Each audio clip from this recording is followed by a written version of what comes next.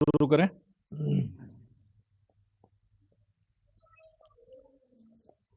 गुरुरुत्तरस्याम वेद्याम, जो बड़ी वेदी है तो उसके उत्तर में एक और वेदी जो है, तो वहां पर उत्तर वेदी का स्नपन आरंभ होगा, ऐसा इन्होंने शुरुआत में कह दिया है। मंत्र वही दिया है, भद्रं कर्णे भी इति भद्रपीठम निधाय। इस प्रकार से वो वेदी को स्थापन करे। तत्पश्चात वहां पर स्तीर्णंबरे इति प्रागग्रान कुशानास्तीर्य, इस मंत्र से कुशा वहां पर स्थापन करे प्रागग्र। जी, पूर्व। और ओम इति प्रणवेन देवम भद्रासने संस्थाप्य, ओम बोलकर भगवान को भद्रासन में आप स्थापन करिए, विराजिए। तो लौकिक कलशेन स्नपयेत, वहां पर लौकिक कलश की स्थापना शुरुआत में हुई है, जो हमने रचना की है। तो यहाँ पर वो मान के लौकिक कलश से, वो जो लौकिक कलश स्थापन किया हुआ है, वो लौकिक कलश आप ये इस समय लीजिए पहला, और उससे समुद्रायत्वा इस मंत्र से भगवान को स्नपन कराइए। ततः संपूज्य देवमूर्ध्नि दुर्वा पुष्पाक्षतान दद्यात्, यहाँ पर भगवान को अर्चन कीजिए। किससे? दुर्वा पुष्पाक्षतान, यहाँ पर भगवान को पुनः दुर्वा पुष्प और अक्षत से आप समर्पित करिए, और यहाँ पर आगे उसका मंत्र दिया हुआ है, शतंभो अम्बधामानि। अनंतरम ततो देवम प्रार्थयेत, यहाँ पर भगवान की तत्पश्चात प्रार्थना कर लीजिए। अभी ये श्लोक आपको कहूँ, ठीक रहेगा? ततो देवं प्रार्थयेत, ओम नमस्ते अर्चे सुरेशानि प्रकृते विश्वकर्मणः। ओम नमस्ते अर्चे सुरेशानि प्रकृते विश्वकर्मणः। एक तीन तीन बार बोलिए। नमस्ते अर्चे सुरेशानि प्रकृते विश्वकर्मणः। नमस्ते अर्चे सुरेशानि प्रकृते विश्वकर्मणः। प्रभाविता शेष जगद्धात्रितुभ्यं नमो नमः। प्रभाविता शेषजगन्मातृभ्यं नमो नमः। प्रभाविता शेषजगन्मातृभ्यं नमो नमः। प्रभाविता शेषजगन्मातृभ्यं नमो नमः। वै सम्पूजयिष्यामि नारायणमनामयम्। वयं पूजयिष्यामि नारायणमनामयम्। वयं पूजयिष्यामि नारायणमनामयम्। वयं पूजयिष्यामि नारायणमनामयम्। अब इस श्लोक में थोड़ा कंस करके उन्होंने देवता लिखे हैं, महादेव और जगदम्बा। अब देव यदि है, पुरुष देवता यदि है तो मनामयम आएगा, और स्त्री यदि देवता मुख्य है तो जगदम्बा हम कहेंगे, और मनामयाम, इस प्रकार से भेद वहां पर आएगा संस्कृत की दृष्टि से। तो वो ध्यान में रखना है। रहिता शेष दोषैस्त्वं रुद्धियुक्ता सदा भव। रहिता शेषदोषैस्त्वं वृद्धियुक्ता सदा भव। रहिता शेषदोषैस्त्वं वृद्धियुक्ता सदा भव। रहिता शेषदोषैस्त्वं वृद्धियुक्ता सदा भव।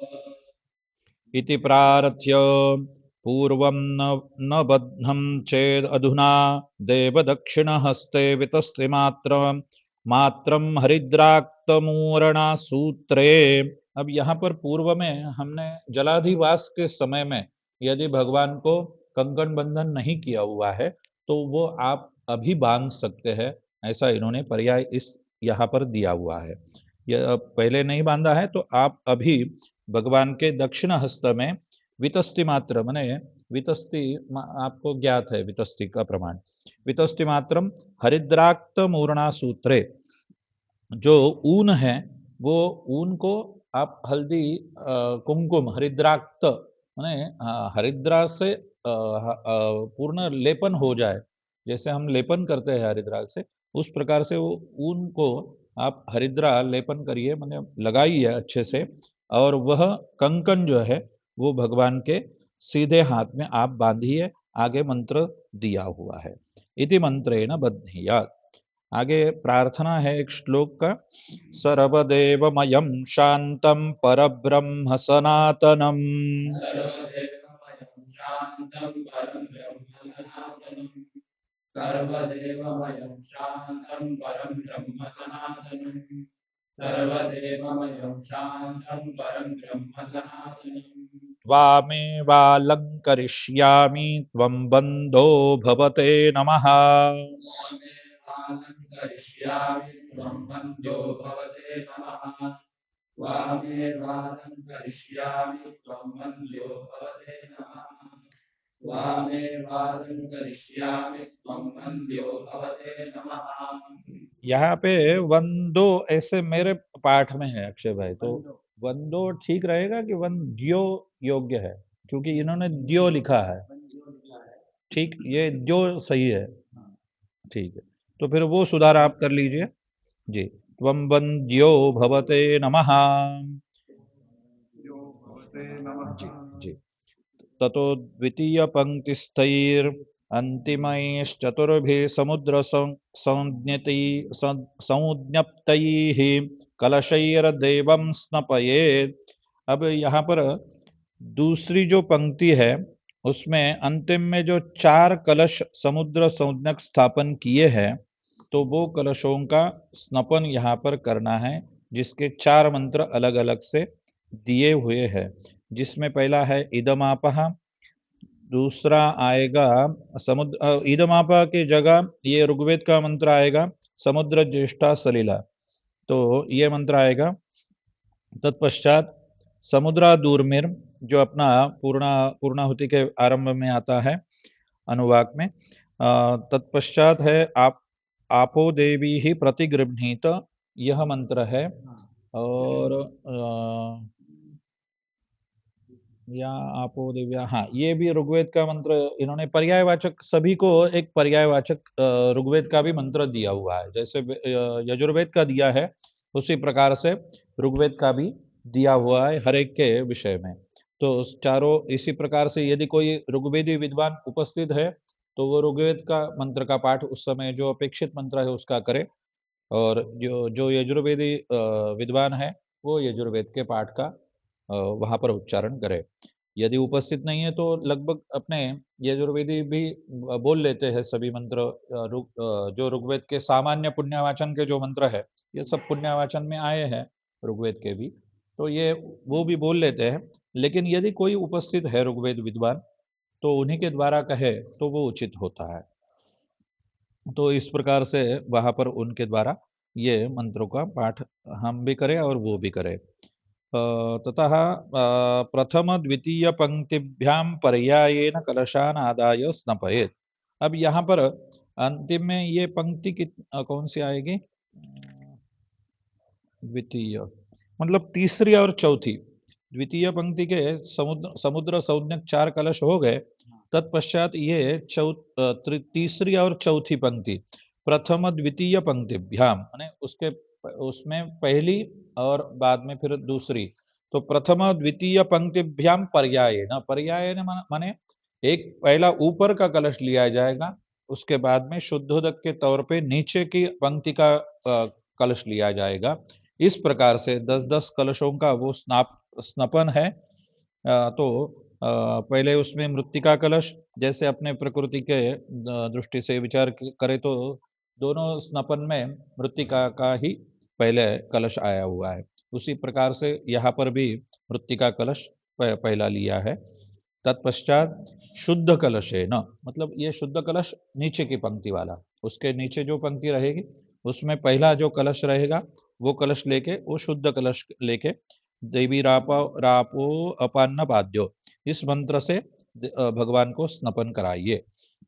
या तो फिर वरुणस्योत्तम भरम, ये पर्यायवाचक यहाँ पर मंत्र दिया हुआ है। दशपल गोमय कलशः, यहाँ पर 10 आचमनी गोमय एक कलश में लेके उस कलश को जो जल और गोमय है इकट्ठा भगवान को स्नपन कराइए। तत्पश्चात शुद्धोदक, इसी प्रकार से ऊपर के पंक्ति के जो कलश रहेंगे 10 कलश, उसमें द्रव्य रहेंगे, और नीचे के जो पंक्ति के कलश रहेंगे उसमें शुद्धोदक रहेंगे।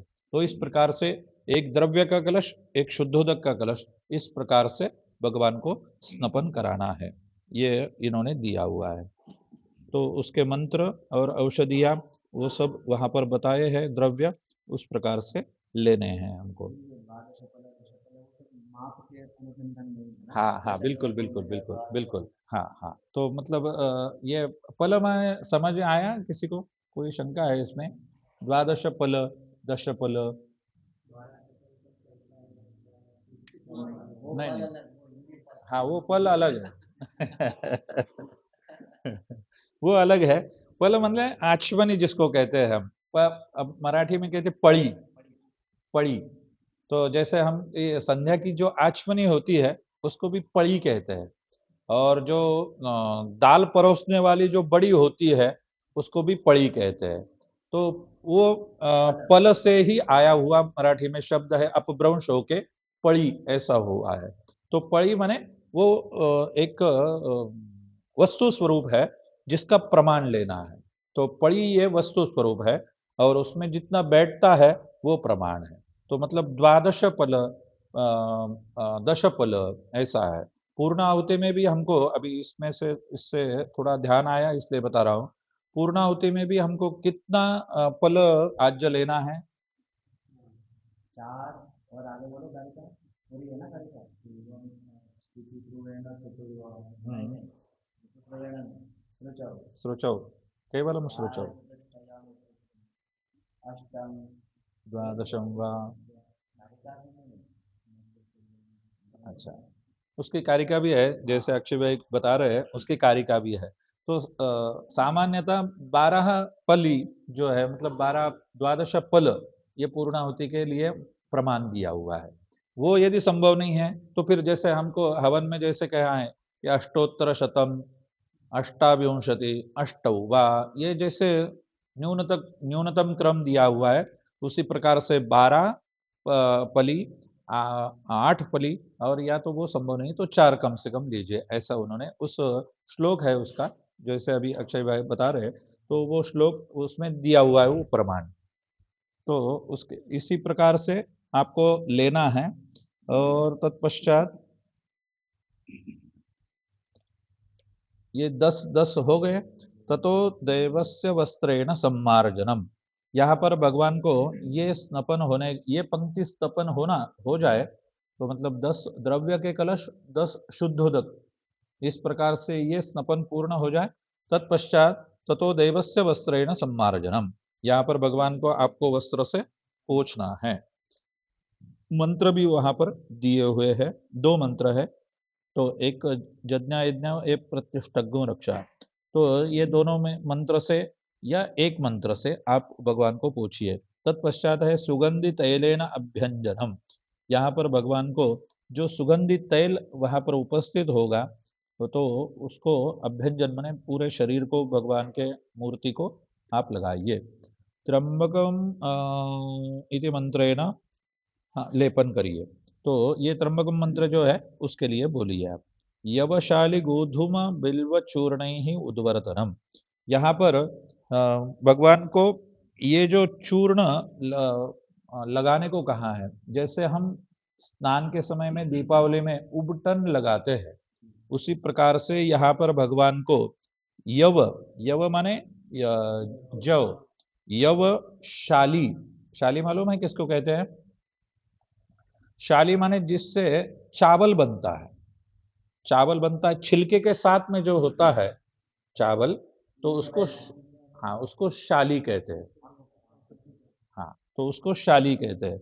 यव शाली गोधूम, गोधूम मालूम है सबको, यव शाली गोधूम मसूर। अच्छा, ये मसूर नहीं है इसमें, हमारे इसमें मसूर भी है?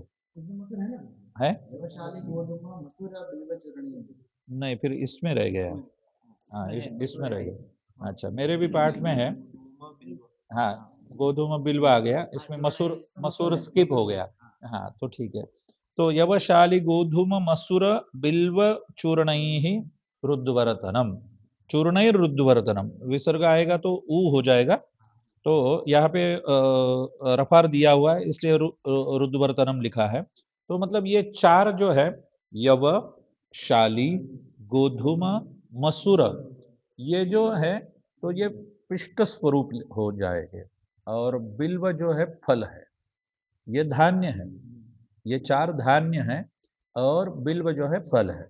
तो उसके साथ मतलब जैसे क्या कहते हैं वो, शैम्पू और कंडीशनर थोड़े थोड़े में कहा जाए आपको समझने के लिए कि शैम्पू और कंडीशनर, एक्चुअली मैं तो वो लगाता नहीं दोनों, तो लेकिन होता है ना कुछ पहले शैम्पू लगाते हैं फिर बाद में कंडीशनर, अभी उसका उपयोग किस लिए होता है वो हमको नहीं ज्ञात, लेकिन उस प्रकार से मैं आपको समझाने के लिए बोला हूँ। तो यवशाली गोधूम मसूर यहाँ तक चूर्ण पिष्ट हो गए, मतलब धान्य हो गए, धान्य के पिष्ट। तो और आगे जो है वो चूर्ण है। तो बिल्व फल कैसा रहता है, चिकट होता है, स्निग्ध होता है। हाँ, तो इसलिए वो मतलब कंडीशनर का काम वो करता है, ऐसा मान लीजिए। और ये शैम्पू हो गया, ये जो है तो ऐसा थोड़ा मतलब आपको थोड़ा ध्यान में आए इसलिए मैंने बताया। तो इसलिए वो क्यों लेपन करना है, सब ये उपयोग ये भी जरूरी है कि हमें ये लिखा है प्रयोग में, यवशाली गोधूम मसूर बिल्व चूर्ण ही देवम उद्वर्त्य, क्यों, ये भी जरूरी है थोड़ा सा जानना। क्योंकि कोई भी दो चीजें हैं, एक तो मूर्ति शुद्ध हो जाए इसलिए ये सब उपचार हो रहे हैं, पहली बात। दूसरे, मूर्ति को कोई यदि थोड़ा भी कोई छेद है तो वो इससे भर जाए, इसलिए ये चूर्ण का लेपन और पिष्ट का लेपन भगवान को करने को कहा है। मूर्ति शुद्धि होने के लिए जैसे हम उपटन लगाते हैं और एक अच्छी सुगंध हमारे शरीर को आए, शरीर सतेज कांति बन जाए, इसलिए उपटन लगाते हैं हम लोग।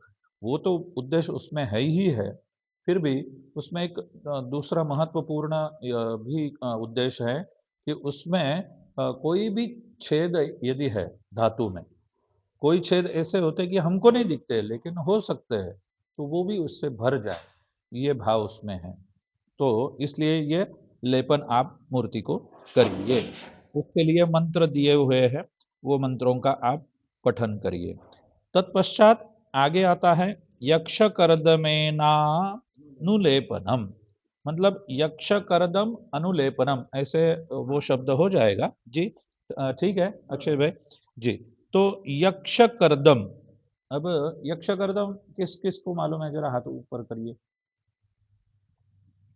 अच्छा, कर्दम किसको मालूम है, कर्दम किसको कहते हैं, कर्दम कर्दमेन प्रजा भूता मई संभव कर्दम, श्री सूक्त में आता है। कर्दम मने, कर्दम मने कीचड़, कर्दम मने कीचड़, और यक्ष कर्दम मने स्वर्ग का जो कीचड़ है, स्वर्ग का कीचड़। तो फिर वो स्वर्ग का कीचड़ किस तरह से बनेगा, फिर उसको उसके द्रव्य आगे लिखे हैं। कस्तूरिकायाद बहुभागौ बहुभागौ कुंकुम केशरस्य च कर्पूरस्य त्रयो भागा शशिनस्त्वेकम एव ही, यह यहाँ पे इन्होंने बताया है कि वो भगवान का जो मतलब स्वर्ग का जो कीचड़ है वो किस तरह से बनेगा, उसमें कस्तूरी का दो भाग आएंगे, कस्तूरी जो है दो भाग, कुमकुम, कुमकुम शब्द शायद मैं पिछली बार लिया था, अपनी बात हुई थी कि कुमकुम माने रोली नहीं, केशर। तो इन्होंने यहाँ पे स्पष्ट कर दिया, देखो केशर भी लिखा हुआ है आगे। ठीक है, कर्पूरस्य त्रयो भागा, कपूर जो है तो वो भीम से नहीं रहेगा निश्चित रूप से, क्योंकि वो प्रकृति है, और बाकी जो केमिकल से बनता है तो वो विकृति है। तो वो जो भीमसेनी कपूर जो है उसका तीसरा भाग, और शशिनस्त्वेक एव ही, शशि माने शिलाजीत। तो इस यह सब इकट्ठा करके जो बनेगा उसको यक्ष कर्दम कहते हैं। तो वो भी लेपन करिए भगवान को, क्योंकि वो मूर्ति को वो ये भी लेपन करना है जिससे कि कोई भी दोष न रहे। जैसे हम दशविध स्नान करते हैं प्रायश्चित्त में, उसमें मिट्टी गोमय सभी लगाते हैं, उसी प्रकार से भगवान के भी ये संस्कार हो रहे हैं, तो इसलिए कीचड़ भी वहां पे आएगा। तो ये कीचड़ कौन सा आएगा, अपने, हाँ, तो ये स्वर्ग वाला कीचड़ जो है जिसको यक्षकर्दम कहते हैं। तो यक्ष माने यक्ष का भी एक अर्थ है स्वर्गालय, जिसको यक्ष, इसलिए यक्षकर्दम ऐसे शब्द प्रयोग यहाँ पे आया है। ठीक है, तो तत्पश्चात है वो मंत्र दिया हुआ है आगे जी। तत्पश्चात आएगा जटा मांस्य, मांस्य है कि मांसिया है? हाँ, अनुलेपनम। तो जटामांसी माने एक औषधि है एक प्रकार की, जो आपको शायद ज्ञात होगी। ऐसे मूलिया मूलिया जैसे होती है जटामांसी। हाँ, तो वो औषधि जो है उसका भी लेपन करिए। माने औषधि, यदि आप कोई भी औषधि लेपन करनी है तो उसको एक तो चूर्ण करिए या तो फिर उबालिए, फिर अर्क लगाइए। दोनों में से कोई एक आप लीजिए तो वो आप लगा सकते हैं। तो जटामांसी का अनुलेपन यदि करना है तो उसको आप चूर्ण के स्वरूप में करिए और उसको अच्छे से आप करिए। या तो फिर जटामांसी उसमें दूसरी एक बात आती है कि जैसे भाई हम साबुन लगाते हैं, और पहले के जमाने में देखिए साबुन साबुन नहीं लगाते थे, तो औषधि लगाते थे, या वो एक पत्थर होता था। जी जी जी जी। तो वो हम, मतलब जैसे कोई, जैसे समझ लीजिए यहाँ पे काला हो गया है, यहाँ पे कोई काला हमारा स्किन हो गया, तो उससे रगड़ के वो निकल जाते थे। तो उसी प्रकार से वो काम करेगा आपकी जटामांसी। तो उसी प्रकार से आप उसको लगाइए। एक तो चूर्ण के रूप में लगाइए, या तो फिर जो प्रकृतिवत उसकी उत्पन्न हुई है उसी प्रकार से ये पत्थर के जैसे आप उसको भगवान को रगड़िए तो वो साफ हो जाएंगे। ये यहाँ पे भाव है। जटामांसी अनुलेपनम, उसका मंत्र यहाँ पे दिया हुआ है। तत्पश्चात है ततो लौकिक कलश द्वयेन स्नपनम। तत्पश्चात दो लौकिक कलश लीजिए। लौकिक कलशों की भी आपने स्थापना कलश साधन के समय कर ली है। तो उसमें से दो कलश जो क्रम से होंगे तो वो दो कलश वहां पर लीजिए, और वहां यहाँ पर दो मंत्र वो बोलना है, मानस्तों के और प्रतद विष्णु। ये दो मंत्र बोल के आप उस दो कलशों का स्नान भगवान को कराइए। तत्पश्चात ततः तृतीय पंक्तिस्थ पृथक पृथक पंचामृत कलशैः। अभी इसके आगे की जो तृतीय पंक्तिस्थ ततः पृथक पृथक पंचामृत कलशे, ऐसे इन्होंने लिखा है। मतलब तीसरी जो पंक्ति है, पंक्ति पंक्ति ततः, बरोबर, हाँ, पंक्ति, अच्छा, हाँ हाँ हाँ, ये वेलांटी इस तरफ आ गई थोड़ी, इसलिए वो ठीक है, पंक्तितः सही है। ततो तृतीय पंक्तितः पृथक पृथक पंचामृत। अभी पंचामृत के मतलब वहां पर तीन जो लाइन रहेगी कलशों की, उसमें तीन लाइन में पांच पांच कलश आएंगे। जिसमें से पहला जो है, पांच कलशों में पहले पंचामृत आएगा। तो पंचामृत में पृथक पृथक, एक में दूध, एक में दही, इस प्रकार से पांच द्रव्य अलग अलग कलश में आएंगे। तो उनका स्नपन आप कराइए। उसके बाद नीचे वाले जो आएंगे, नीचे वाले पांच कलश आएंगे, तो वो शुद्ध शुद्ध कलश रहेंगे। इस प्रकार से ऊपर वाला द्रव्य का, नीचे वाला शुद्ध कलश। ठीक है, इसी प्रकार से आप सभी पंचामृत जो द्रव्य है वो और शुद्ध जल समर्पित करिए तत्पश्चात कलश से। तत्पश्चात शर्करा हो गया, मधुपात्र, एतैर्मन्त्रैः पञ्चामृतकलशैः शुद्धोदककलशैश्च कलशैश्च कलशैश्च स्नपनं कार्यम्। इस प्रकार से ये पंचामृत कलश और शुद्धोदक कलश का स्नपन कार्य संपन्न हुआ। अथवा गंधद्वाराम इति एकेनैव मंत्रेण पंचगंधोदक कलशैः स्नपयेत्। यदि वो संभव नहीं है तो आप केवल गंधोदक के पांच कलश समर्पित करिए। मतलब पंचामृत उपस्थित नहीं है तो पर्याय दिया हुआ है। वैसे तो संभव नहीं होता है, लगभग 100% हम तो ये मानते हैं कि पंचामृत उपस्थित होता है व्यवस्था में, हम पहले ही पंचामृत, लेकिन उसमें समय यदि ज्यादा निकल जाए तो दही खराब हो सकता है, दूध खराब हो सकता है, समय पे दूसरा दूध या दूसरा दही उपलब्ध नहीं है, तो आप केवल उसके जगह पर गंधोदक ले सकते हैं। ऐसा इन्होंने पर्याय यहाँ पे दिया हुआ है, कोई दोष आपको नहीं लगेगा। ततः पंचम पंक्तिस्तैः पंचभिः कषाय कलशैः। पांचवी जो पंक्ति है उसमें पांच जो कलश है तो वो क्रमशः 1 से 5 तक कषाय जो उबला हुआ जो है कषाय काढ़ा उसी के लेने हैं आपको। और मंत्र जो है यज्ञ यज्ञावो इति मंत्रावृत्त्या पृथक पृथक स्नपनम, यही मंत्र आप पांचों कलशों के स्नपन में यही मंत्र का पाठ करिए। अथवा ये भी पंचमंत्र ही, अथवा लिखा है ना, हाँ, अथवा ये भी पंचमंत्र ही। तो फिर बाद में 5 मंत्र जो है आगे भी लिखे हैं इन्होंने, तो वो भी आप बोल सकते हैं। या तो फिर यज्ञा यज्ञा वो इस मंत्र की 5 बार आवृत्ति करके आप हर एक बार समर्पित कर सकते हैं, या तो फिर आगे के जो 5 मंत्र दिए हैं उनसे अलग अलग आप स्तंभन करा सकते हैं, ऐसा उन्होंने कहा है। जिसमें ब्राह्मण मंत्र है और बाद में ऋग्वेद के भी मंत्र आते हैं, दोनों मंत्र वहां पर लिखे हैं। तो उसमें से भी आप जो उचित बोल सकते हैं तो वो आप बोलना योग्य रहेगा। तो ततो लौकिक कलशेन औषधि युक्तेन, अब एक लौकिक कलश पुनः लेना है और उसमें सभी औषधियां लेनी है। जैसे औषधियां हमने काढ़े में काढ़ा बनाते समय तो ली है, लेकिन फिर भी हमको कुछ औषधियां बचानी भी है, मतलब बचा के रखनी है। तो यहाँ पर वो लौकिक कलश जो है एक औषधि युक्त माने फिर उसमें आप सभी औषधियां डाल डाल दे। और मंत्र बोल दीजिए, मंत्र जहाँ ओखदी यह मंत्र है द्वितीयेन शांति कलशेन लौकिकेन। फिर बाद में आपको देवहु शांति मंत्र बोल के एक शांति कलश लौकिक स्वरूप में भगवान के ऊपर समर्पित करना है। ततः षष्ठ पंक्तिस्तैर दशभी कलशैः क्रमेण स्नपनम, अब छठी जो पंक्ति है उसमें 10 कलश रहेंगे छठी पंक्ति में। तो एक एक क्रम से आप समर्पित करिए। क्या लिखा है, पहला द्रव्य आएगा शीत पुष्पोदकम। शीत पुष्पोदकम माने, हाँ, तो शीत पुष्पोदकम। तत्पश्चात उसका मंत्र दिया हुआ है। बाद में है अष्टफल कलशः।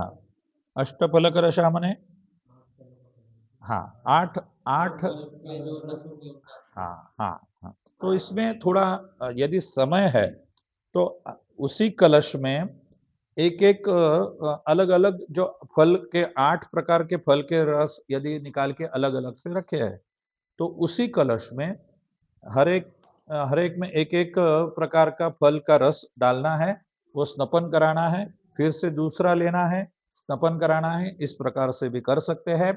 यदि समय यदि नहीं है, क्योंकि समय ज्यादा व्यतीत होता है इसमें, तो इसलिए यदि समय नहीं तो सब इकट्ठा करके एक ही कलश में आप ले सकते हैं। ठीक है। तत्पश्चात सुवर्ण जल कलश। अभी इसके बाद में सोने का पानी अपेक्षित है। अभी सोने का पानी वो तो सुनार के पास होता है ना, तो लेकिन वो संभव नहीं है, तो आप सोने का धातु मतलब सोना उसमें एक कलश में डाल के फिर अभी उसमें फिर से यहाँ पे वो सोना जो है फिर वो आचार्य को आप दे सकते हैं, क्योंकि यहाँ पर इसका संबंध नहीं आएगा अभी, क्योंकि मध्यवेदी में शिल्पी का संबंध पूर्ण हुआ स्नपन में। तो यहाँ पर जो है ये सोने का जो जल वाला कलश है वो आचार्य को आप दे सकते हैं बाद में, यदि इच्छा है यजमान की तो, और संभव है तो। बाद में आएगा गोश्रृंगोदक। गोश्रृंगोदक मालूम है सबको, जी जी, गाय के सिंग से लिया हुआ जल। दूसरा है कि गौश्रृंग यदि उपस्थित है प्रत्यक्ष रूप से, तो उसमें से भी वो कलश का जल डाल के उससे भी स्नान करा सकते हैं। ऐसे दोनों में से कोई भी जो योग्य संभव है वो ले सकते हैं, कोई आपत्ति नहीं। तत्पश्चात है धान्य कलश, जो आपको सबको ज्ञात है। तत्पश्चात सहस्त्रधार कलश, माने जिसको 1000 धारा छेद हो गए और जिसमें से 1000 धारा आएगी, उस प्रकार से भगवान के ऊपर जैसे छाननी होती है तो उसमें से भी आप ले सकते हैं, लेकिन छाननी लोहे की न हो। हाँ, इसका ध्यान हमको रखना है। तांबे की है तो उचित, चांदी के है तो और उचित, सोने की तो संभव नहीं होगा, लेकिन क्योंकि वो लोभ भी होता है, फिर सोने चांदी की कोई वस्तु हम यजमान को कहे भाई लगता है, तो फिर वो लोभ भी दिखता है। वस्तुतः यह निश्चित निश्चित रूप से धातु उत्तरोत्तर श्रेष्ठ है, तो सोना सर्वाधिक श्रेष्ठ है, लेकिन वो संभव नहीं होता है। तो जो भी उपस्थित है, लेकिन उसमें ध्यान रखना है हमको कि केवल लोहे की न हो, बस बाकी कोई भी धातु की ले सकते हैं। तो यहाँ पर सहस्त्रधार कलश हो गया। तत्पश्चात है सर्वौषधि कलश। तो जो भी औषधियाँ है बची हुई, तो वो इस कलश में ले सकते हैं, सर्वौषधि कलश। तत्पश्चात पंच पल्लवोदक बाद में कहा है। तो 5 जो पत्ते हैं जो अपने यज्ञ वृक्ष है, तो जैसे हम पुण्यवचन में अश्वत्थेवेति पंच पल्लवान कारिका में बोलते हैं, तो उसमें उसमें भी भेद है हर एक ग्रंथकर्ताओं के दृष्टि से। तो जो भी हम एक मान के कोई प्रमाण लेके उसके उन्होंने जो कहे हैं वो 5 प्रकार के पत्ते हम लेके उससे कलश में भगवान को स्नपन कराइए। पंचपल्लवोदक कलशः। अनंतरम आएगा दुर्वा कलशः। दुर्वा सबको ज्ञात है। तत्पश्चात है नव पंच रत्न कलशः। यदि नव संभव है तो उत्तम, तो फिर क्योंकि जो पहले कहा है वो श्रेष्ठ है, यदि वह उपस्थित नहीं है तो फिर उसके लिए जो भी पर्याय दिया होगा फिर वो दूसरे स्तर पे हम ले सकते हैं। माने यदि 9 रत्न उपस्थित नहीं है तो केवल 5 रत्न लेकिन चाहिए, ये निश्चित है। तो वो मंत्र से हमने लिया है। फिर बाद में ततो लौकिकेन तीर्थोदक कलशेन। फिर बाद में पुनः तीर्थोदक जो है, मतलब तीर्थोदक के लिए सबको यजमान को पहले हमको बोलना पड़ता है, जो भी उनके भक्तगण है उनको भी सूचना देनी होती है कि भाई आपके पास किसी के पास रत्न है, किसी के पास कोई धातु है, किसी के पास तीर्थ लाए हुए है घर पे, तो वो यहाँ पे लाइए, क्योंकि इसका उपयोग हम स्नापन में कर सकते हैं। तो इसलिए सूचना पहले देने जरूरी है, और फिर यहाँ पर हमने तीर्थोदक कलश से भगवान को स्नान कराना है। तत्पश्चात पंचम षष्ठ पंक्त्यंतराले मयूख परिगणित भिन्नैरष्टभिर्लौकिक कलशैः क्रमेण स्नपनम।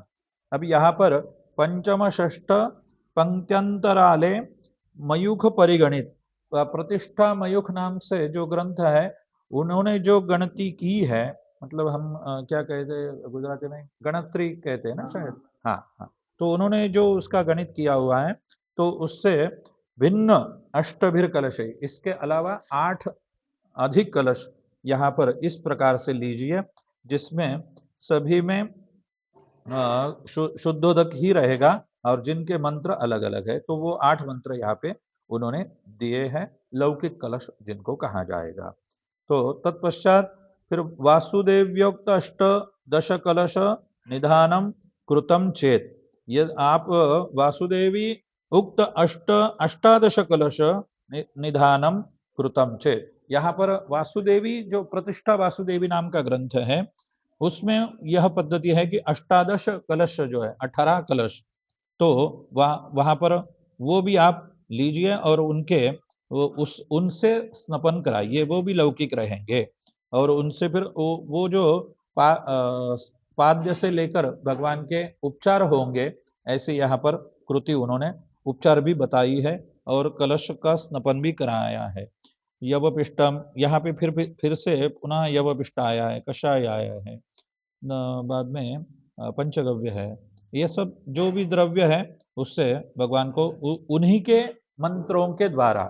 अब ऐसा है कि भाई कोई घन पाठी है, कोई वेद पाठी है, तो वो मंत्रों में थोड़ा भेद करते हैं कि भाई साथ में बोलने वाले यदि अच्छे अच्छे पंडित यदि उपस्थित है तो फिर नए नए मंत्र निकाले जाते हैं, वो बोलने में कोई दिक्कत नहीं, लेकिन मूलतः जो प्रयोग के मंत्र है उनको आप पहले बोलिए, फिर यदि समय है, यदि आपको रुचि है तो आप अन्य मंत्र बोले, ऐसा सामान्य नियम यहाँ पे है।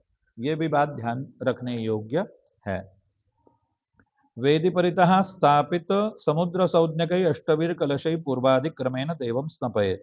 जो हमने शुरुआत में कलश साधन किया है उसमें वेदी परिता 8 कलश स्थापन किए थे, तो कलश स्थापन करके हम बाद में फिर रुक गए थे। तो वो 8 कलश जो है तो समुद्र संज्ञक है, माने वो जो मंत्र है तो वो समुद्र संज्ञक मंत्र, माने उनका संदर्भ जो है तो समुद्र संज्ञक माने जो जो उत्पन्न है तो मंत्र या द्रव्य तो वो वहां पर ले। तो अभी कई जगह पर द्रव्य है, कई जगह पर मंत्रों में वो उपचार आया हुआ है या शब्द आया हुआ है, ऐसा उनको यहाँ पर अभिप्रेत है।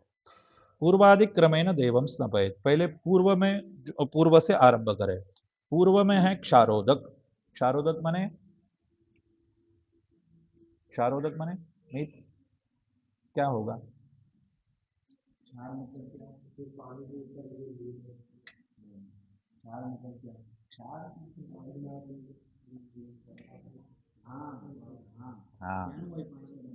हाँ, तो क्षारोदक माने एक समुद्र समुद्र का जल, तो उसको क्षारोदक कहते हैं। या तो फिर वो उपस्थित नहीं है तो उसकी जगह जगह पे नमक आप ले सकते हैं, लेकिन नमक जो है वो आयोडीन वाला नहीं आवश्यक, जो अपना सेंधा नमक है, काला नमक है, ये लेना उचित है। ठीक है, तो ये हो गया पहला क्षारोदक। तत्पश्चात है क्षीरोदक, आग्नेय कलश में क्षीरोदक आएगा। क्षीरोदक माने दूध। ठीक है, पानी में दूध डाला जाएगा, क्योंकि उदक भी शब्द आया है तो पानी में दूध डाला जाएगा। तो तत्पश्चात तीसरा है दध्योदक, जानते हैं आप सब। तत्पश्चात है नैऋत्य में घृतोदक। तत्पश्चात पश्चिम में है इक्षुरसोदकम, इक्षुरस माने शेरडीनो रस, बरोबर।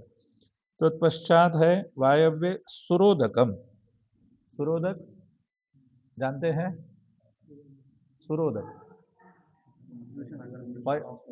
उसमें उसमें है पयसी गुड़ सैंधव मिश्रणम कृत्वा सुरा भवति, ऐसा वचन है। पयसी माने दूध, गुड़, पयसी गुड़ सैंधव माने सेंधा नमक, पयसी गुड़ सैंधव मिश्रणम कृत्वा सुरा भवति, ऐसा उसका प्रमाण है। तो माने दूध, गुड़ और सेंधा नमक, ये यदि इकट्ठा करके आप किसी पात्र में रखे, खास करके तांबे के पात्र में यदि रखे तो वो सुरा माने दारू हो जाती है। गुजराती में दारू कहते हैं कि अलग शब्द है कोई? दारू कहते हैं ना, तो वो उसको सुरा कहते हैं। तो ये, लेकिन वो कोई अपने लेबल वाली सुरा नहीं लेनी है, वाइन शॉप वाली सुरा नहीं लेनी है, इस प्रकार से बनानी है। पयसे गुड़ सैंधव मिश्रणम कृत्वा सुरा भवति, ये 3 द्रव्यों का मिश्रण करके जो तैयार होगी उसको आप लीजिए और उसको भगवान को स्नपन कराइए उससे। ठीक है, शायद हाँ, गुड़ मिश्रम पयः, ऐसे इन्होंने बोल दिया है शास्त्री जी ने, गुड़ मिश्रम पयः माने तीनों चीज आ गए इसमें। तो उसका मंत्र भी है, बाद में एक और एक अधिक मंत्र भी उन्होंने देवंबरी का लिया हुआ है। तो तत्पश्चात उत्तरे स्वादुदकम, स्वादुदक माने कौन बता पाएगा?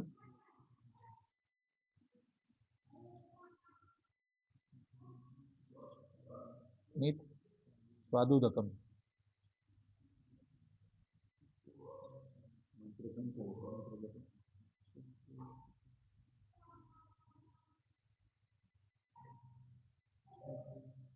अच्छा, शब्द से कुछ ज्ञान हो रहा है आपको?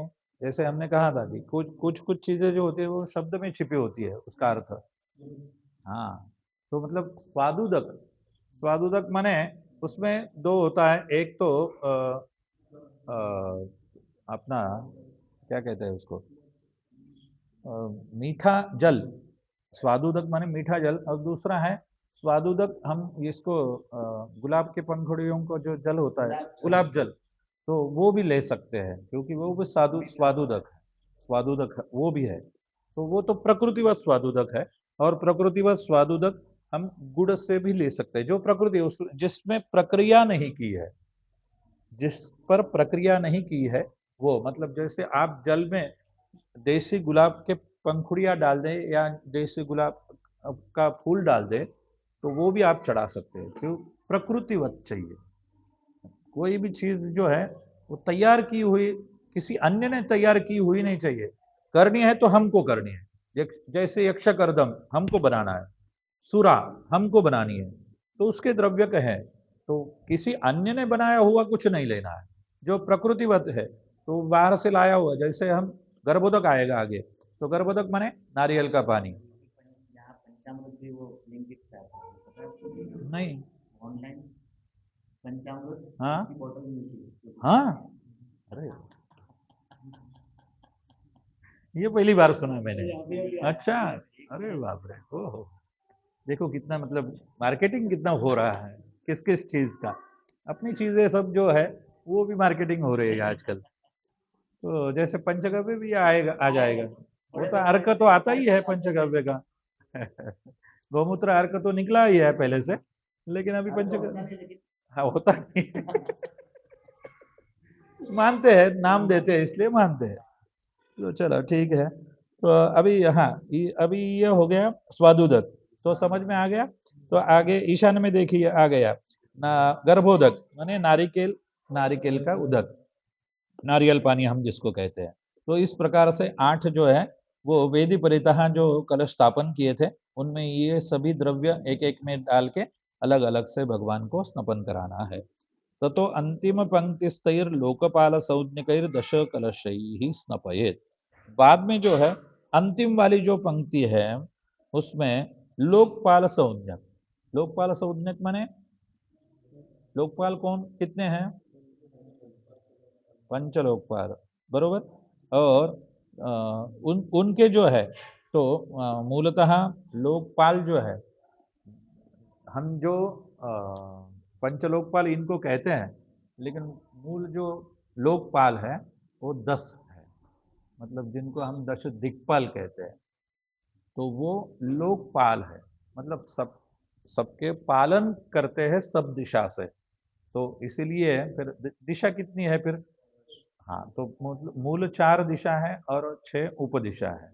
तो इस प्रकार से 10 दिशाओं के द्वारा जो भी मंत्र है, तो वो यहाँ पर आप बोलिए। उसके द्रव्य है कदम्ब, माने सब वनस्पतियां हैं।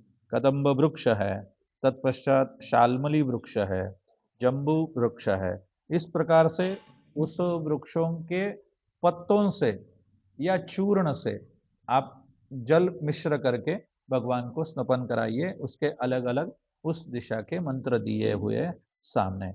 तो यहाँ पर वो मंत्र पाठ करते हुए आप वो द्रव्य समर्पित करिए। बाद में है अंतिम में हमारा स्योना पृथ्वीनो यह मंत्र आएगा। नमोस्तु सर्पेभ्यो, यह भी मंत्र उसके निमित्त में आया हुआ है, 2 मंत्र है। तत्पश्चात ऋग्वेदीनाम नमोस्तु सर्पेभ्यो ब्रह्मजज्ञानम इति क्रमः। अब ऋग्वेद में तो 8 ही मानते हैं, ब्रह्मा अनंत लेते नहीं है। लेकिन यहाँ पर 10 लेने हैं, तो फिर ऋग्वेदियों के लिए ये 2 मंत्र है। उन्होंने कहा नमोस्तु सर्पेभ्यो, यह मंत्र ऋग्वेद में भी आता है, यजुर्वेद में भी आता है। ब्रह्मजज्ञानम ऋग्वेद में भी आता है, यजुर्वेद में भी आता है। इसलिए ये 2 मंत्र उनके लिए यहाँ पे कहे हैं कि इस प्रकार से आप ऋग्वेदी जो है वो 8 ही लेते हैं, वो 8 ही लेते हैं। ऋग्वेदियों में आप कर्मकांड कभी देखे होंगे, तो वो 8 ही लेते हैं। ब्रह्मा अनंत उनमें नहीं आता, केवल 10 4 दिशा और 4 उपदिशा, इतने ही 8 लेते हैं।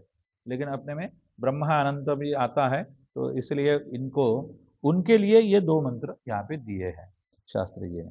ततः सुमंगल घोषैः सुवासिनीभिः चतुर्भिर्लोके लौकिके लौकिकैरेकेन वा लौकिकेन कलशेन देवं स्नपयेत्। यहाँ पर मंगल घोष के साथ में सुवासिनियों के द्वारा 4 कलश लौकिक उसके लौकिक कलश है, उसके अतिरिक्त या लौकिक से, लौकिक कलश जो है वो या फिर उसके अतिरिक्त आप भगवान को वो कलशों से महिलाओं से सुवासिनियों से स्नपन कराइए। उसके लिए फिर मंत्र जो है जौहु शांति जतो यथा पालाशम भवति, और ये जो मंत्र दिए हैं अभिषेक के ब्राह्मण मंत्र, वो आप उनका पाठ वहां पर करिए।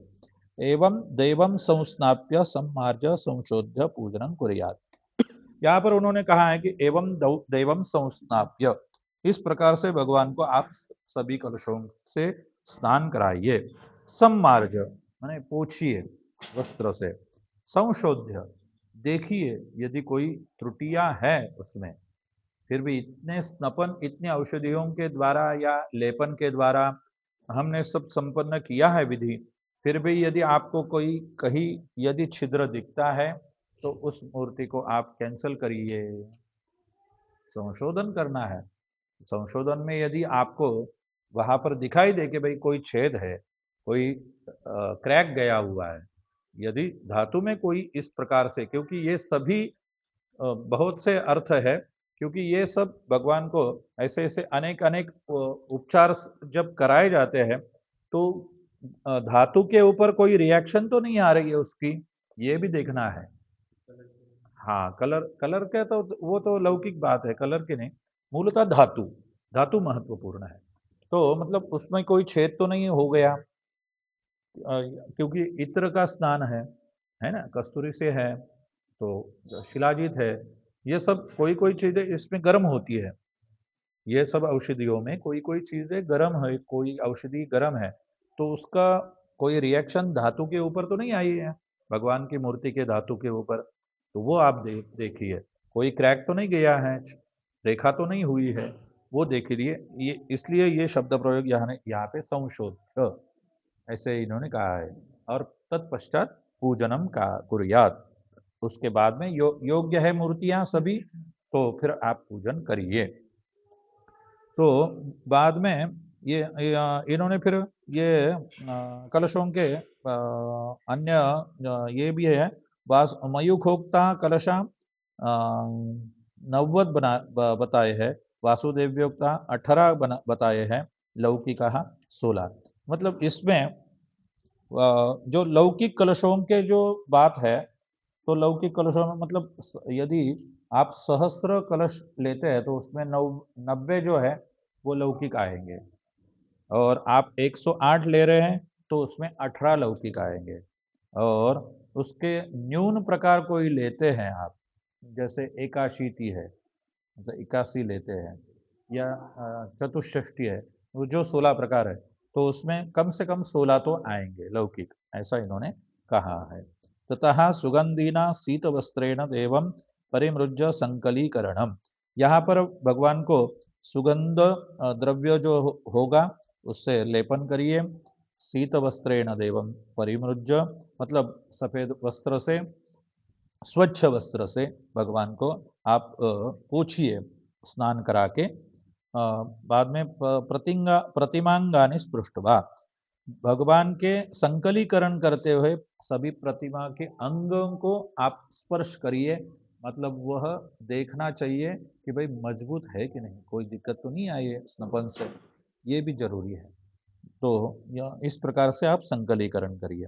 तो संकलीकरण में जो हम षडंग लेते हैं, तो वो षडंग के आगे बताए हैं, वहाँ वहाँ उनको स्पर्श करिए और निर्धारित कीजिए, निश्चित करिए कि सभी अंग भगवान के मूर्ति के अच्छे हैं, ठीक है, सुदृढ़ है, तो ये देखना जरूरी है।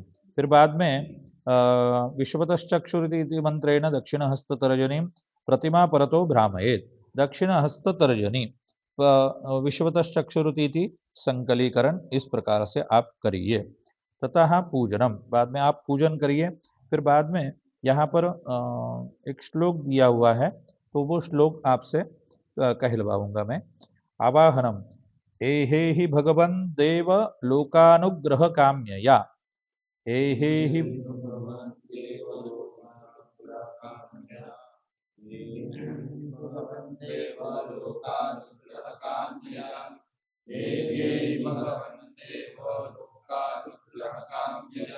यज्ञभागं गृहाणे मम देव देव नमोऽस्तु ते।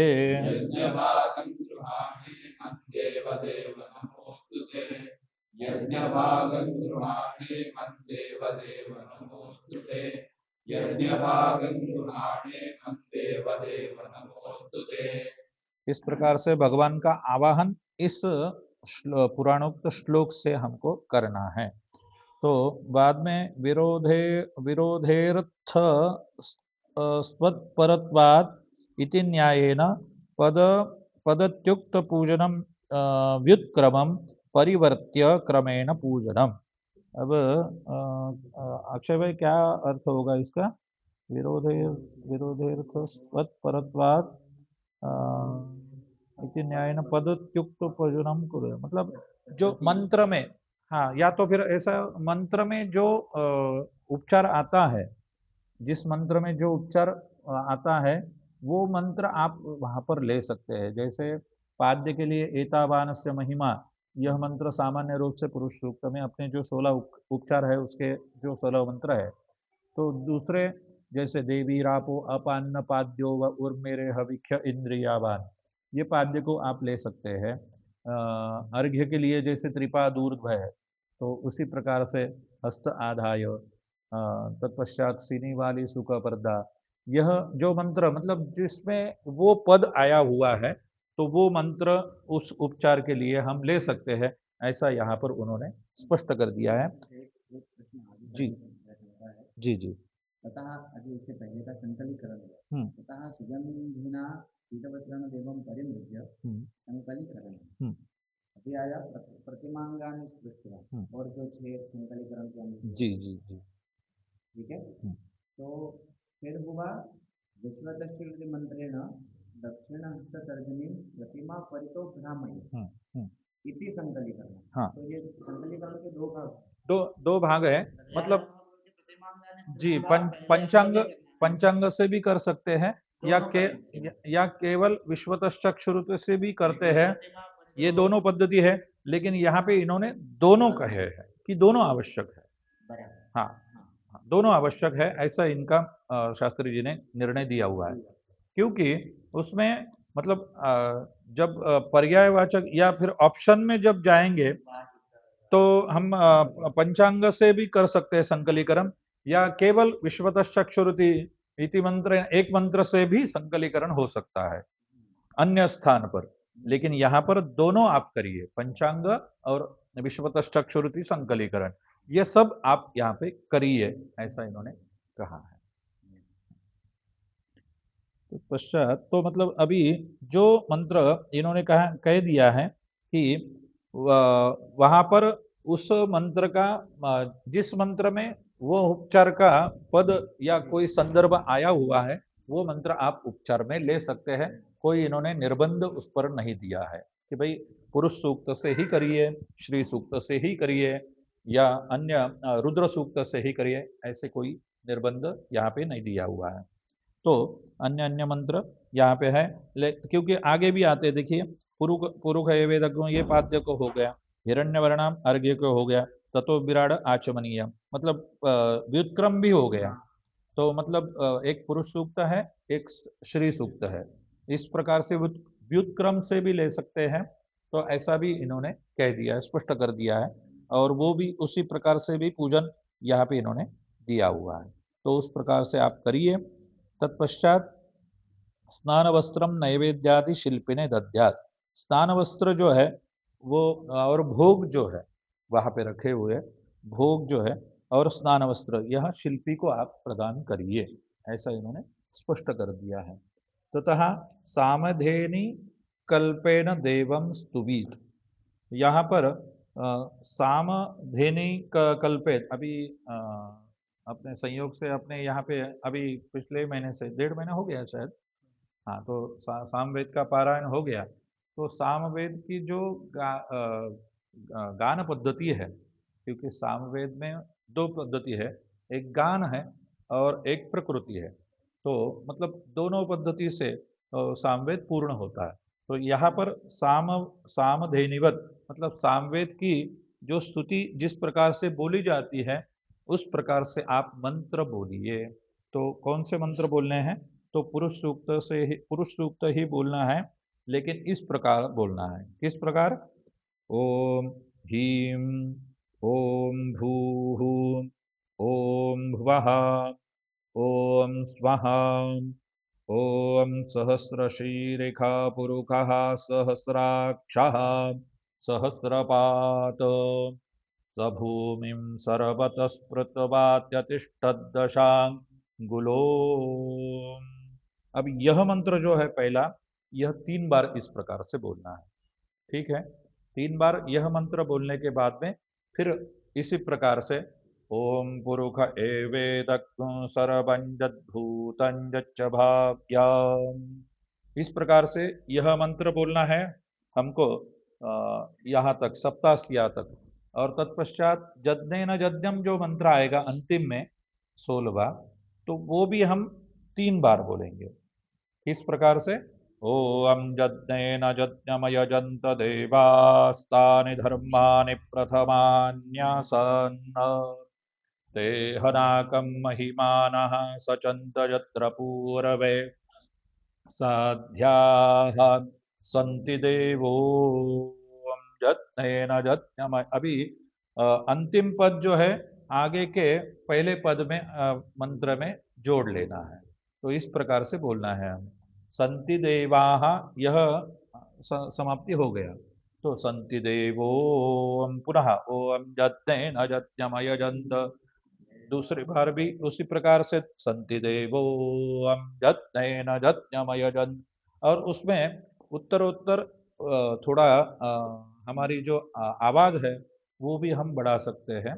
जैसे हम अंतिम चरण में जा रहे हैं स्नपन विधि के, इस उस दृष्टि से तो हम थोड़ी उत्तरोत्तर आवाज भी बढ़ा सकते हैं यह सूक्त बोलते समय। तो इस प्रकार से आप कार्यक्रम जो शास्त्र रखा पहला है, हाँ हाँ 3 बार बोलना। इसमें मेरे इसमें भी शायद, मैं देखता हूँ एक बार, लेकिन नहीं है शायद। पहला मंत्र 3 बार बोलना है, आखिरी मंत्र 3 बार। जी जी जी हाँ, तो वो जरा कुछ है तो निश्चित रूप से अपन, हाँ बस लिखा है क्योंकि ये हमारे गुरु जी के हस्ताक्षर में है। तो पुरुष सूक्तम सामधेनिवत् स्तुत्वा ओम ह्रीं ओम भूर्भुवः स्वरोम सहस्रशीरिख गुलोम इति त्रिवारम। हाँ इति त्रिवारम। और यज्ञेन यज्ञ देवो इति त्रिवारम उच्चैर्वदेत्। ओम ह्रीं, नहीं हिम, हिम हिम हिम बीज है। ओम भूर्भुवः स्वरोम, हाँ भूर्भुवः स्वः। हाँ, यह व्यारती इन्होंने अलग करके दी है। हाँ हाँ हाँ हाँ बिल्कुल बिल्कुल बिल्कुल। सभी मंत्र 3 बार बोलना नहीं, पहला और अंतिम वाला सहस्रशी। हमारा उधर पहला तरीका कोई नहीं। अच्छा, पूरे गुजरात में मैंने अभी तक नहीं सुना।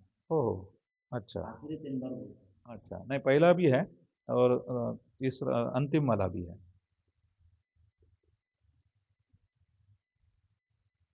अच्छा, इससे थोड़ा एक और मैं थोड़ा मतलब इसमें थोड़ा बोलने ही वाला था, संयोग से वो पन्ना भी निकला और वहीं पे चर्चा हुई। तो ये जो हम सामधेनी वक्त करते हैं उसके पहले एक सार्वभौतिक बलिदान है, इसमें नहीं दिया। हाँ इसमें नहीं दिया हुआ है। तो वो मैं चाहूंगा कि एक अलग से पन्ने पर आप लिख लीजिए। और दूसरा है अष्टौ दीपान प्रज्वाल्य, अष्टौ दीप से निराजन है, वो भी मौक्तिक में नहीं है। तो पहले अष्टौ दीपान मतलब ये जैसे पूजन परिपूर्ण हो गया, अपना आवाहनादि जो पूजन है भगवान का, ये जो सहस्र शीरिखा आवाहनम, आवाहनम से अपना श्लोक दिया हुआ है। बाद में आसनम पुरुष एवेदग्मुपाद्यम हिरण्यवर्णम, ये जो हम पर्याय ने लिया है, तो वो पूजन जैसे संपन्न होता है उसके पश्चात स्नान वस्त्रम नैवेद्यम शिल्पिने दद्यात्, तत्पश्चात अष्टौ दीपान प्रज्वाल्य, वहां पे क्रम से देखा जाए तो वहां पे आएगा वो। एक और जानकारी चाहिए थी। जी जी गुरु जी ने जो आपने दिया है, हाँ, उसमें ये आवाहन आदि इसमें कैसे दिया है? जो आवाहनादि वही है, एहे भगवान विष्णु संकलीकृत देवम आवाहय यही भगवान विष्णु लोकानुग्रह काम्य यज्ञवागम गृहाणेमं वासुदेव नमोस्तुते। हिरण्यवर्णमिति पाद्यम, हिरण्यगर्भः सम इति अर्घ्यम, बिभ्राट बृहत्पिबतु आचमनीयम, त्र्यंबकं यजामहे इति वस्त्रम, जुवासुवासा इति वस्त्रम, त्र्यंबकं यजामहे इति चंदनम, वेदाहमेतं पुरुखम उपवीतम, तेनैव उत्तरीयम, इदं विष्णुर्विचक्रमे पुष्पम व पुष्पमालां, धूरसि धूर इति धूपम, चंद्रमा मनसो दीपम, अन्नपतेनेति नैवेद्यम आचमनीयम दत्वा पुष्पांजलिं समर्प्य तैः पात्र स्नानवस्त्रासनं नैवेद्यादिकं शिल्पिने दत्त्या अष्टौ दीपान प्रज्वाल्य। क्योंकि ये दो चीजें इसमें नहीं है मौक्तिक में, तो आप करेंगे तो आपको आनंद आएगा और योग्य है, अधिकस्य अधिकम फलम। हाँ, अष्टौ दीपान प्रज्वाल्य। ध्रुव ली तो है।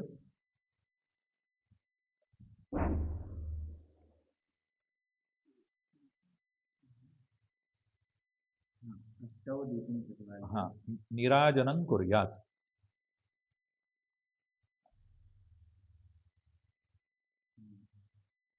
अच्छा, ये जो आरंभ में जो अष्ट कलशों के वेदी परिता के जो 8 कलश है, उनके लिए जो अधिवासन के समय में हमने अभिमंत्रित किए हैं, हिरण्यगर्भा से जो 8 मंत्र, उन्हीं 8 मंत्रों से ये निराजन होगा। हाँ। तो उसमें चाहो तो आप बस उसके लिए उसके नीचे लिख लीजिए हिरण्यगर्भः हिरण्यगर्भः समवर्तताग्रे, उसमें 1 का अंक दे दीजिए, मतलब ये पहला मंत्र हो गया। तत्पश्चात ज आत्मदा बलदा, यह दूसरा मंत्र हो गया। तत्पश्चात तीसरा आएगा जहां प्राण तो,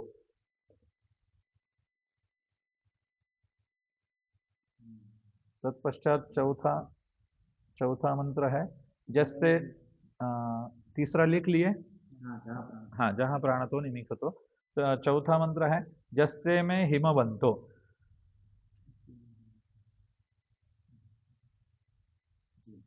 पांचवा आएगा जेनद्यौ रुग्रा पृथ्वी च,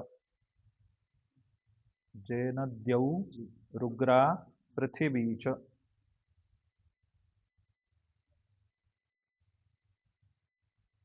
छठा मंत्र है जंक्रंदसी।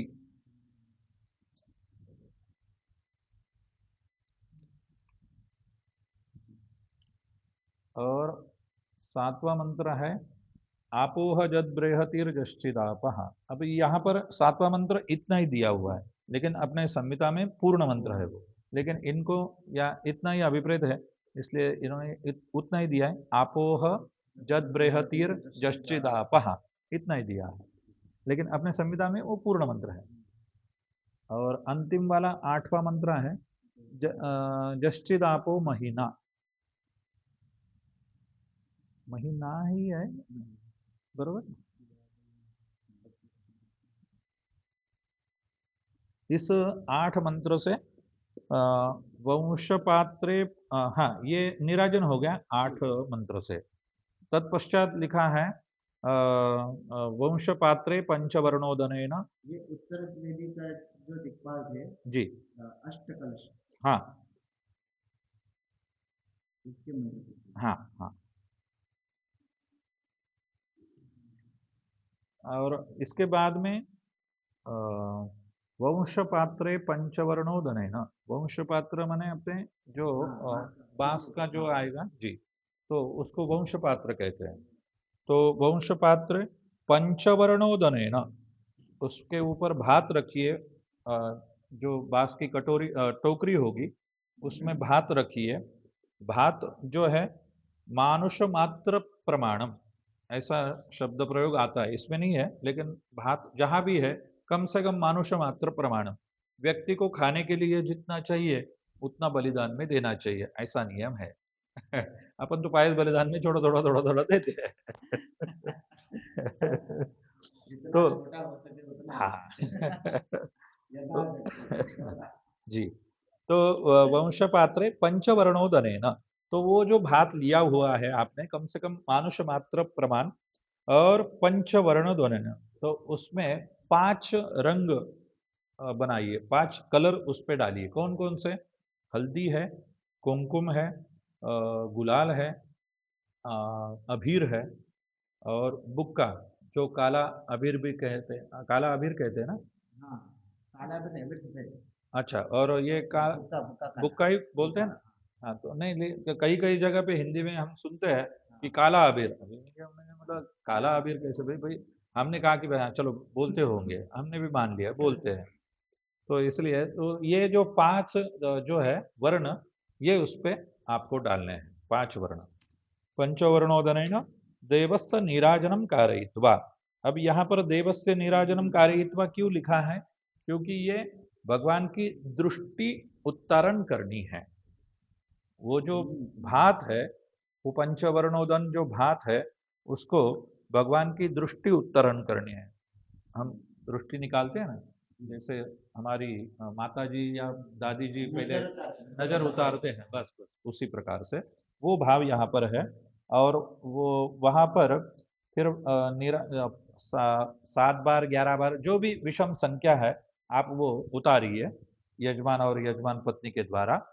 तो उसके बाद में उसको चतुष्पथेन दद्यात्, उसको चार रास्ते पे जाके रखिए और वहां पर बलिदान आपको देना है।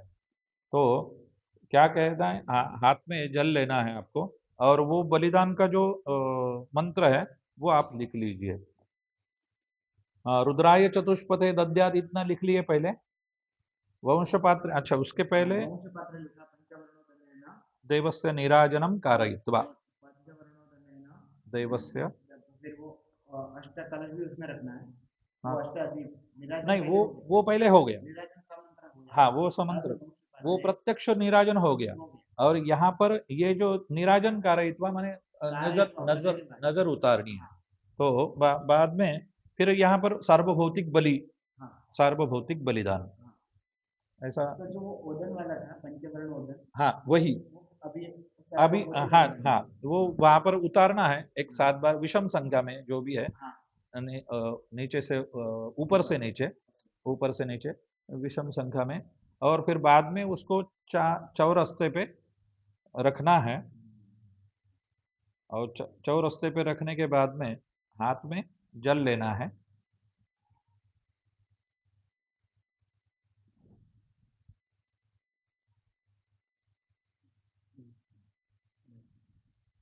अच्छा, ओहो, साइड में गया।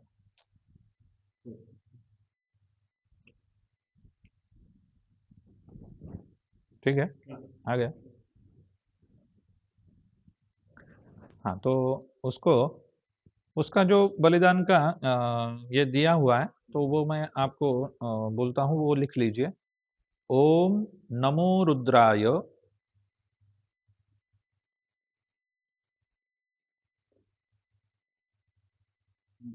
सर्वभूताधिपतये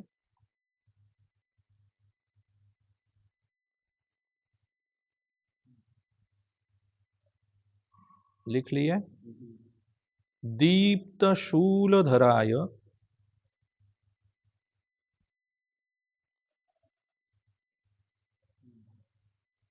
उमादयिताय, उमा में उ छोटी रहेगी और दयिताय में य ई जो है, यकार, यकार वाली वेलांटी जो है वो भी ह्रस्व रहेगी, छोटी रहेगी। उमादयिताय,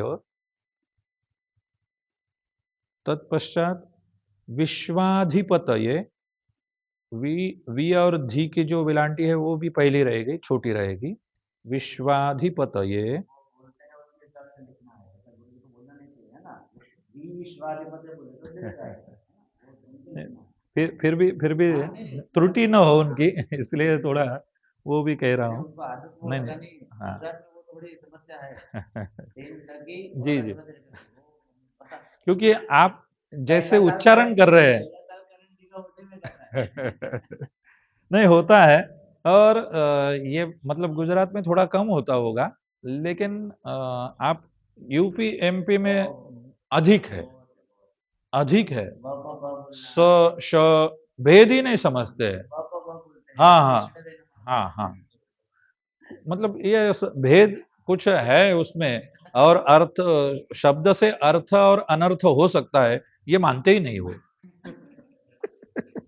ऐसा कहना उचित नहीं, लेकिन हम जो सुने हैं जी वो बता रहे। उमा दयिताय जी, विश्वाधिपतये विश्वाधिपतये, विश्वाधिपतये लिख लिए सबने। उसके बाद में है रुद्राय वै,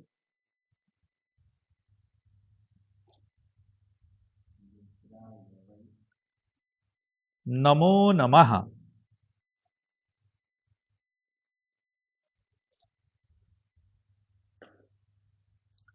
दो दंड दीजिए आगे। तत्पश्चात बोलिए, लिखिए शिवम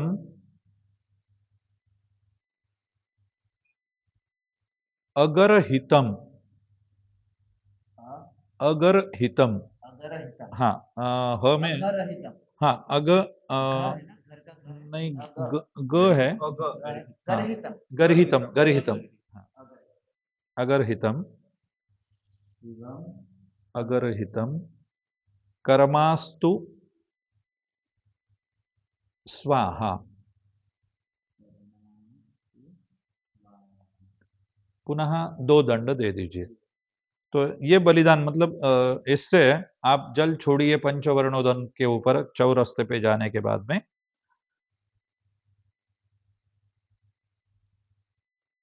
तत्पश्चात हस्तौ पादौ प्रक्षाल्य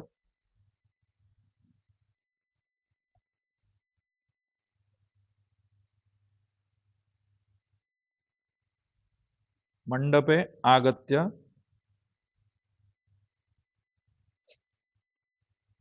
आचामेत